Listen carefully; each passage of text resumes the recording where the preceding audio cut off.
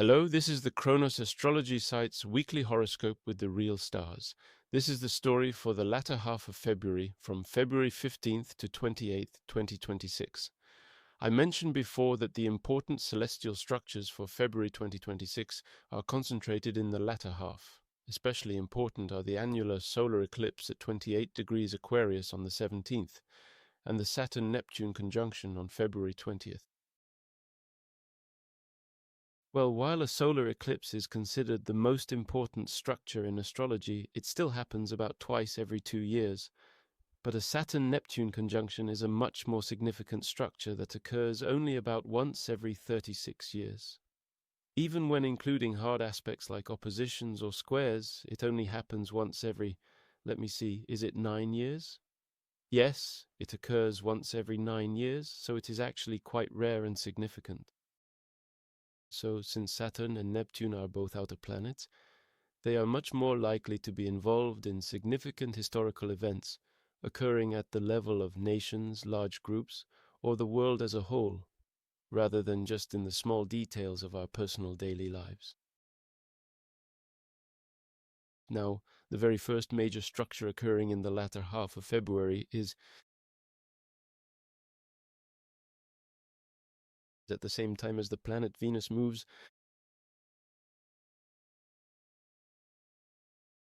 Yes, indeed, it is a specific celestial structure where it meets the North Node. As Venus meets the North Node, it also aligns with a lesser-known fixed star called Skat. This happens on February 17th and remains active throughout the period from the 14th to the 20th. The fixed star known as Skat is a celestial body that is very closely related to the ancient practices of divination and fortune-telling. Because of this, whenever the planet Venus aligns with Skat, it symbolizes significant gains that are acquired without much personal effort, representing a stroke of pure luck. Like astrology, tarot, or Liu Ren, you can perform divination and predict the path of fortune, which is called the technique of predicting luck. Through that, you can achieve significant financial advantages. For instance, you might invest in a stock or bond based on a particular market reading or analysis, and then it unexpectedly increases in value, resulting in a substantial profit. Cases like this are exceptionally uncommon. Venus and Skat meet approximately once every year, but having the North Node right there is something that happens only once every 20 or 30 years. So if your Time Lord is Venus, and Venus is your significator of wealth, and its condition in your natal chart is good, then you might have something to look forward to. But if that's not the case, it'll likely pass without much happening. Now, at this time, you might meet someone through a very unexpected chance encounter that you'll remember for the rest of your life. Usually it's like meeting someone by chance while traveling, and they were a person who had a truly huge impact on you. It was a short, brief, but intense connection, but after it's over, it's the kind of thing where you'll likely never meet each other again. And at this time, there's that kind of ranking, between just a male or female friend, a some relationship, and then a lover. You'll see how much you can cross each other's lines in your own way, but those boundaries can often become very blurred. The primary reason why this rare Venus North Node and Sheet conjunction carries such immense weight and significance is that at this exact moment in time, the Moon perfectly aligns with the Sun and causes a powerful solar eclipse.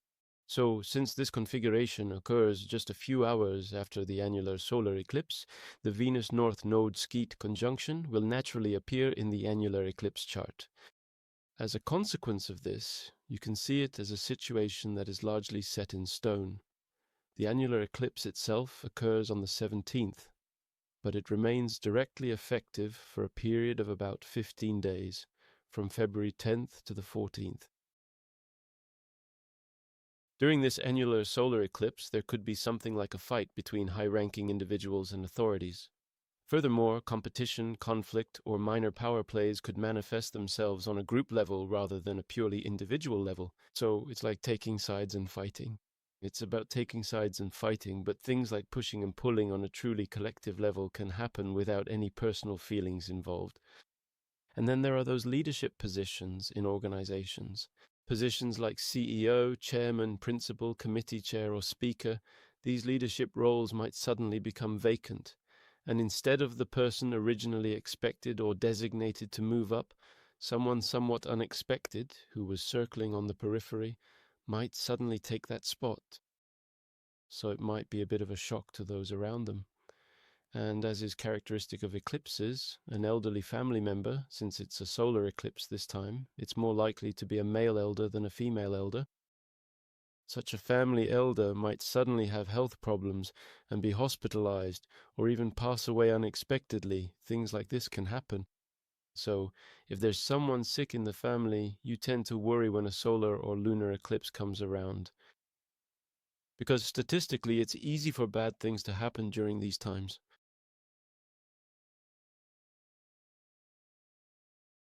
And the Saturn-Neptune conjunction I mentioned earlier occurs on February 20th. That's the 20th in Universal Time. And in Korean time, it's a celestial configuration happening in the early morning of February 21st.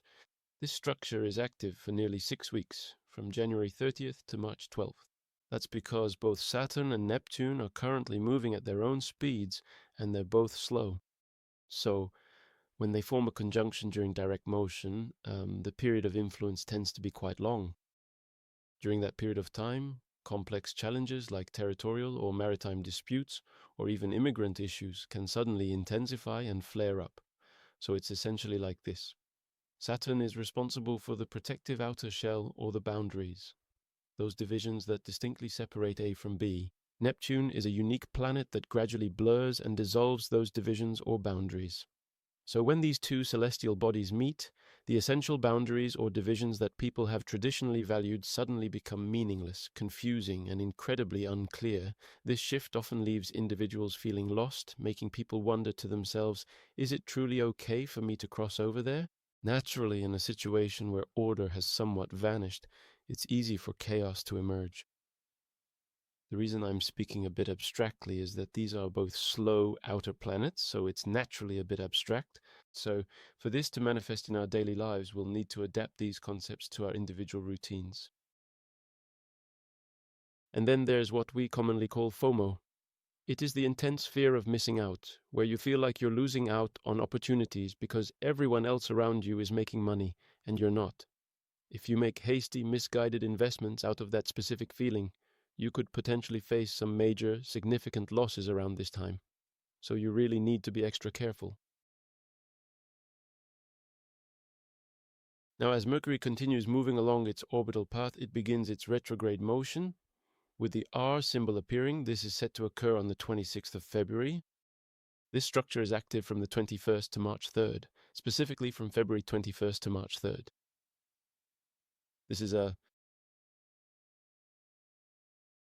As it happens, this Mercury retrograde station takes place in Gemini, a position where the planet Mercury is traditionally considered to be in both its detriment and its fall. It's in Gemini. Because this is happening in Gemini, tone and nuance can be very easily misinterpreted, leading to a lot of unnecessary misunderstandings between people. You might find yourself having to redo tasks 2 or even 3 times over, or important deals could completely fall through and critical decisions might get significantly delayed. Schedules could all be pushed back quite a bit. All sorts of things like that can happen during this period. And also at this time, there are these very positive and pretty influences appearing. How should I put it? Those kinds of lovely, harmonious things that bring a sense of balance and beauty to your daily life. Everything will be fine. If you have a dream, it will come true someday. There are those very positive and pretty words like in the book The Secret, but they won't be of any help at all in solving the immediate problems at hand. So, when you're in a situation where you need to solve a problem right away, but you only say pretty and positive things, it's not helpful at all and you'll be ignored. Many people around you will naturally wonder why you are expressing such complete and utter nonsense. So it could potentially lead to a highly unnecessary war of attrition if you suggest an incorrect and ill-advised solution that simply does not fit the specific context of the current situation. So at this time, it's better not to say anything, even if it's something that usually sounds good. So unless it is a precise keyword that can accurately capture and solve the situation, it is better to remain silent and not say it at all. And since it is a planetary station, those whose Time Lord or personal significator is Mercury may experience the most significant changes in universal matters of human life, such as their health, career, wealth, marriage, and moving, within the 6 months before and after. Naturally, since Mercury's retrograde station is happening in the late mutable signs, this will be even more true for those who have important planets or sensitive points in the late mutable signs of their natal charts. Oh, and actually, just a few days ago, I remember that a few days ago, Mars, yes, the planet Mars was visible as it moved. Mars will also meet up with Sadalsuud-Deneb Algedi, which Mercury and Venus have already passed by in early February. This occurs just a short time later.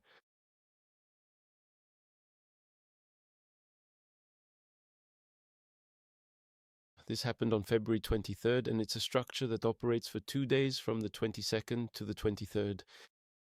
At this time, in order to get a plausible result or achievement that you can show to others, you go through a process that is much more cumbersome than usual, so you might get quite flustered because the cost of getting something suddenly increases. It's something you could normally just do easily, but this time you have to incorporate 2 or even 3 extra procedures, which can lead to some frustrating and annoying situations. Similarly, because people around you start picking on you for no reason, you have to pay attention to things you wouldn't normally have to. And because you have to expend energy that you wouldn't normally have to, it can be quite unpleasant. It's very annoying, so it's called a Pyrrhic victory.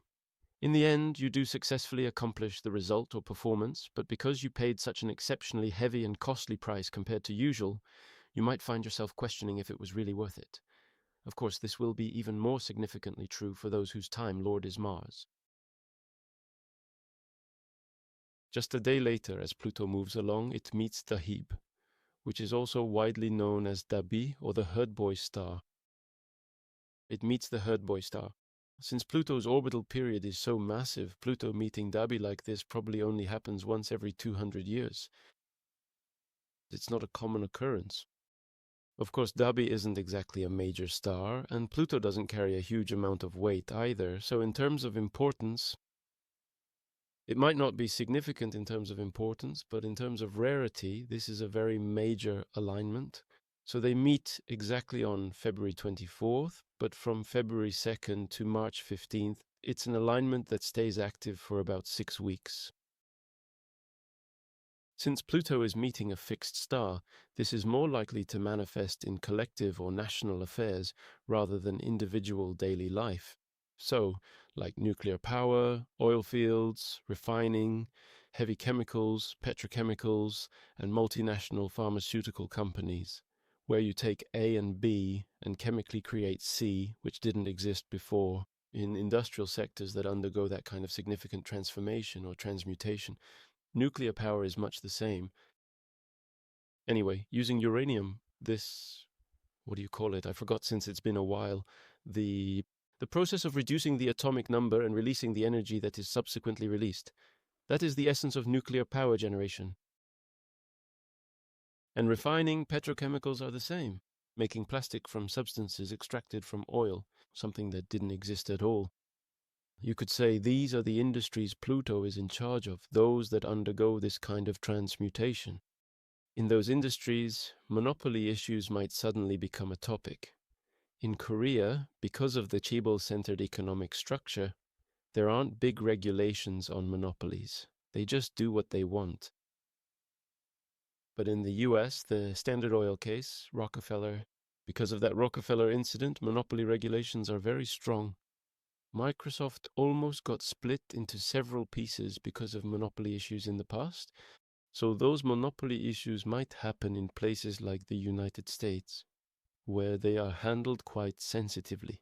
And another key characteristic of Dabih is that it symbolizes the systemic coercion that often happens within a complex government bureaucracy. So there's absolutely no malice involved, no personal feelings, but because of the unintentional abuse of power due to hierarchical rank in a bureaucracy, innocent victims or sacrifices are made, but no one takes responsibility. Well, that's just the way things work in this system. It's not that I did it because I hate you personally, it's just my job at this rank. That's the attitude. However, significant damage had already been done, and complex legal situations might frequently arise where the specific perpetrator remains entirely unclear for the purposes of a lawsuit. Consequently, the unique Pluto-Dabih combination signifies a very rigid, cold, and strictly mechanical environment where you simply cannot apply any sense of flexibility, human kindness, or personal loyalty, even in those specific instances when a minor problem could easily be overlooked by others. So, in a situation where things are so tight that not even a single tooth can get in, everyone lives very cautiously and on edge, that kind of atmosphere is likely to unfold. Now, and a few days later, as Mars moves, it forms a square with Uranus. It's on February 28th. The Mars-Uranus square is a configuration that's active from the 25th to March 2nd. Since it's from February 25th to March 2nd, it's active for nearly a week. During this time, the probability of accidents related to vehicles increases. Uranus itself signifies vehicle-related accidents, and with Mars involved, it's even more likely. Also, long-standing business relationships or friendships could break down over something ridiculous, like someone losing their temper for a silly reason. So, you really need to watch what you say and do during this period. And then, all of a sudden, you might find yourself forced into making unplanned and entirely unexpected decisions. A situation requiring such difficult choices could arise completely out of the blue and without warning, so you should use your wits or your own personal experience to delay the timing of that decision as much as you possibly can. Until when exactly? You should postpone your decision until after the Mars-Uranus square period has completely passed, because if you wait, it is highly likely that the situation will change, so that you no longer need to make that sudden and unplanned course of action. And on the same day, Mercury and Venus meet. It's February 28th. Yes, they actually switch positions just like this. Since Mercury is currently stationing retrograde, it starts to move backward once again, you see. But since Venus is in direct motion, it's a unique conjunction where Venus brushes past the retrograding Mercury. It'll all be over quite quickly. This configuration is also active for about a week, from February 25th to March 2nd. During this time, shocking news might emerge from the arts or entertainment world. Just because it's shocking doesn't always mean it's bad. It could be something wonderful that makes people happy, like a legendary group that everyone thought would never return finally making a long-awaited comeback, or perhaps a beloved retired singer suddenly deciding to hold a surprise concert. This would be welcome news for devoted fans everywhere. On the flip side, however, a popular group could suddenly disband, leading to several members choosing to retire from the industry if things go badly and the situation continues to deteriorate even further. And during this particular stretch of time, although it is not exactly in a good or positive sense, it is a phase where it is quite remarkably easy for someone to steal away someone else's romantic partner. By using subtle, clever, and indirect tactics, or rather sophisticated strategies, it is a period of time particularly suited for slyly taking away someone's partner. Whether that person is a professional business associate or a romantic lover, I am not entirely sure if calling it suitable is politically correct in this specific context, but anyway, this Mercury-Venus conjunction inherently carries that specific kind of complex meaning. In a broad and general sense, this represents an exceptionally favorable period for venturing out into the world or finding a dedicated space to showcase your creative performances and unique content to a wider audience. Because both Mercury and Venus are currently transiting through the sign of Pisces, specifically within the Mars term of Pisces, the energy is much more likely to manifest through the expressive mediums of music or dance rather than traditional visual arts. Consequently, it can be accurately stated that this is a highly suitable and auspicious time to organize and hold a public performance, perhaps something quite similar in scale and spirit to a live musical concert. Now, for the late February of 2026, I'll end the Chronosight weekly horoscope forecast story here. Thank you.